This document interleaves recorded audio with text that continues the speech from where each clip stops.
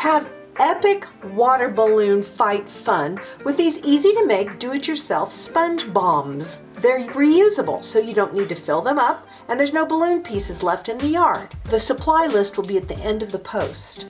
So I'm going to cut each of these sponges in half, and then each of those in half again to make fourths.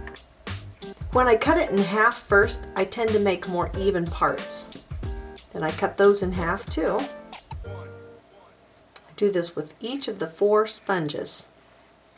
I use all 16 of these pieces in one sponge bomb. You could make it with less if you wanted to, but I just feel like it makes it nice and full.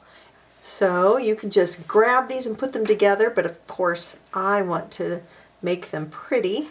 So I'm going to stack them up and variate the colors. So when they're all stacked up the way you like them, we're going to tie them together in the center. And there's several ways you can do this. Some people choose to use a hair tie. Some people just use regular rubber bands. But again, you put the tie around the center and tie it as many times as you can. I'm not sure, I think I can get it 3 times with these hair bands, hair ties, whatever you call them. And then looky there, look how easy that is.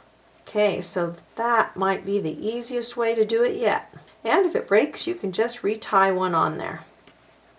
Okay, so let's repeat this, and I'm going to show you a different way to tie the center. This time, we're going to tie it with a piece of twine. Put the twine in the center as best we can, and then we're going to tie it as tightly as we can. The twine actually stays pretty tight when you pull it. Make a second good knot, and a third if you're going to be really safe. And then I don't cut my twine too close to the knot, or else it'll come undone. Looks just the same. So once we have that fluffed up, it's ready to go. And we just repeat that and make as many as we'd like. Now go have an epic water balloon fight with your do-it-yourself sponge bombs. For more great craft ideas, come on over to welcometonanas.com and join the fun. To make these easy do-it-yourself sponge bombs, you're going to need a pack of sponges. I got these at a Dollar General and they're so colorful and nice. You're going to need a package of those sponges for each of your sponge bombs. They're not very expensive though, and you can reuse these over and over again. You're going to need a scissors to cut them apart, and then something to tie them together. Some people use twine or elastic hair bands. I don't know what's on sponges, but they make your hands feel kind of funny. I guess they put something on there to keep them moist. It is easiest to cut the sponges when they are right out of the package. They're soft and they're moist, and they're easier to cut.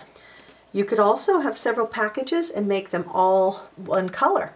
Use all of the green sponges. If you have 4 packages, you'd have 4 sponges.